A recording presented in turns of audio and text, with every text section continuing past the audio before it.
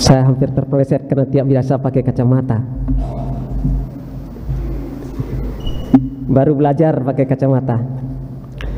Baik Bapak Ibu dan saudara-saudari yang terkasih dalam Kristus, ketika saya baru tiba di Palasari ini, baru-baru ini hari Senin yang lalu Selasa, jalan-jalan ke gereja, ke pastoran, saya kagum dengan pastoran yang ada sekarang ini. Sudah begitu megah, dan juga taman-taman di sekeliling gereja ini begitu indah. Kemudian pastor paroki mengatakan bahwa semuanya ini bisa terjadi karena kemurahan hati banyak orang yang bersikap murah hati. Nah, itulah yang diajarkan oleh gereja, supaya kita bersikap murah hati. Kita bisa menjadi orang yang bahagia, berbangga kalau bisa bersikap murah hati dalam perkara besar.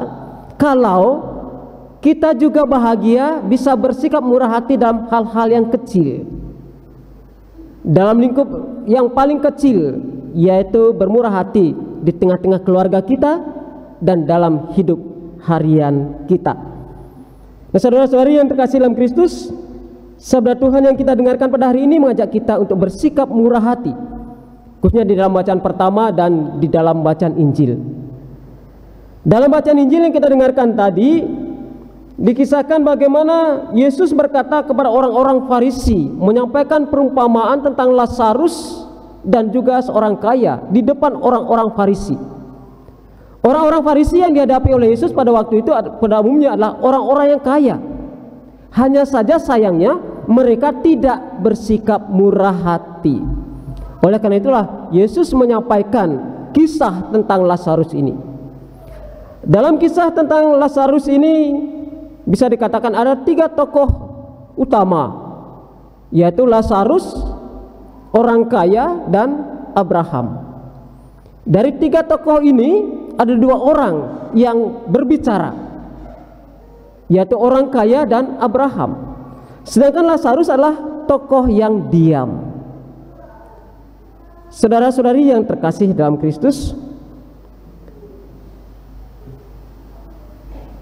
apa sebenarnya yang menjadi kesalahan orang kaya sehingga kita melihat bahwa pada akhirnya orang kaya itu dihukum oleh Tuhan?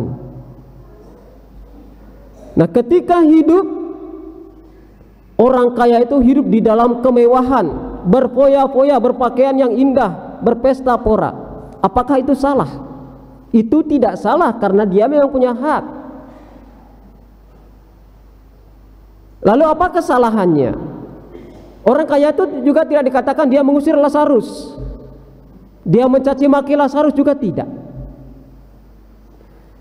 Salah satu kesalahan orang kaya itu adalah dia tidak menolong Lazarus, padahal dia mempunyai kemampuan untuk menolong. Itulah kesalahannya. Itu dikatakan sebagai dosa kelalaian. Hukumannya sangat berat sebagaimana yang kita dengarkan dialami oleh orang kaya itu.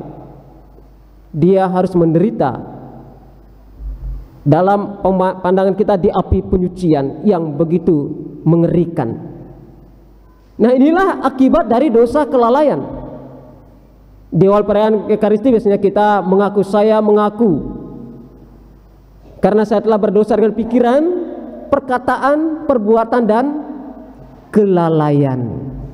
Itulah salah satu contoh dosa kelalaian, yaitu kita mempunyai kesempatan dan kemampuan menolong orang, sementara kita tidak memanfaatkan kesempatan itu dengan baik. Dengan kata lain, Tuhan memberikan kepada kita kesempatan untuk bersikap murah hati, tetapi kita tidak melakukannya. Santo Agustinus pernah mengatakan bahwa kasih membuat orang miskin adalah kaya, tetapi tanpa kasih orang kaya adalah miskin. Kita dikatakan kaya di hadapan Allah kalau kita mempunyai kasih yang menggerakkan kita untuk bersikap murah hati. Bersikap murah hati dalam hal ini tidak saja dalam arti memberikan donasi berupa uang, memberikan bantuan berupa uang, tetapi juga di dalam hidup harian kita bersikap murah hati juga dalam arti lain, dalam bentuk yang lain.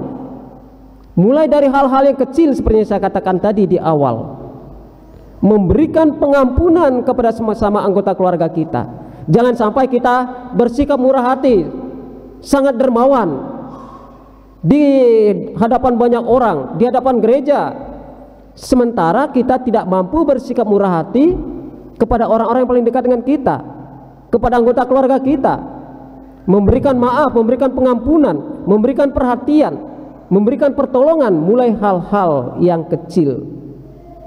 Itulah yang diharapkan dari Tuhan kepada kita, orang-orang yang beriman kepada Tuhan. Dalam bacaan Injil yang kita dengarkan tadi dan juga dalam bacaan pertama, hukuman orang yang tidak bersikap murah hati atau melakukan dosa kelalaian begitu berat. Apalagi di dalam bacaan pertama dikatakan, celakalah orang-orang yang merasa aman di Sion, yang merasa tentram di Gunung Samaria, orang-orang yang kaya raya. Mengapa mereka dikatakan celaka? Karena mereka tidak peduli tentang hancurnya keturunan Yusuf. Mereka tidak peduli dengan penderitaan yang ada di sekitar mereka, padahal mereka bisa berbuat sesuatu yang berarti. Nah, dengan demikian bisa dikatakan bahwa orang kaya yang dikisahkan di dalam bacaan Injil tadi menggunakan kekayaannya untuk membangun tembok terhadap orang yang bisa dibantunya, atau juga menggali jurang pemisah antara kaya dan miskin, sehingga itulah yang didapatinya ketika dia sudah menghadap yang ilahi. Apa yang dia bangun selama di dunia ini, itulah yang menjadi takdirnya kemudian sesudah dia dipanggil oleh Tuhan. Sehingga kita dengarkan tadi dalam bacaan Injil bagaimana dia sangat menderita. Terdapat jurang pemisah yang sangat jauh antara mereka, antara orang kaya dan Lazarus yang ada di pangkuan Abraham. Nah, itulah yang dibangun selama dia di dunia, sehingga itulah yang juga dia peroleh sesudah dia mengakhiri hidupnya di dunia ini. Padahal Tuhan berharap bahwa dengan segala bakat, kemampuan, kesempatan yang kita miliki, yang kita bangun adalah jembatan antara orang kaya dan miskin, jembatan antara sesama manusia, jembatan antara orang sehat dan sakit, jembatan antara orang tua dan anak, jembatan antara kita manusia dengan yang ilahi atau Allah yang kita imani. Sehingga pada saatnya nanti kita juga boleh duduk di pangkuan Abraham sebagaimana yang dialami oleh Lazarus. Saudara-saudari yang terkasih dalam Kristus, kita adalah perpanjangan tangan Tuhan. Tuhan hadir di tengah-tengah dunia ini menunjukkan sikap murah hatinya melalui kita. Tuhan mengasihi sesama kita melalui kita. Tuhan mengampuni orang-orang yang ada di sekitar kita melalui kita. Jadi dengan demikian Tuhan mengharapkan kita menghadirkan dirinya, sehingga sesama kita bisa boleh mengalami bahwa Tuhan hadir untuk mengasihi, untuk mengampuni, untuk bersikap murah hati dan lain sebagainya. Untuk itu saudara-saudari yang terkasih dalam Kristus, jangan lalai untuk berbuat baik kalau kita memang dianugerahi kemampuan dan kesempatan untuk berbuat baik. Tuhan bermurah hati kepada kita supaya kita juga siap bermurah hati kepada sesama. Semoga dengan selalu bersikap murah hati, kita akan juga semakin merasakan bahwa Tuhan akan murah hati kepada kita. Dan semoga dengan demikian Tuhan memberkati kita sekalian.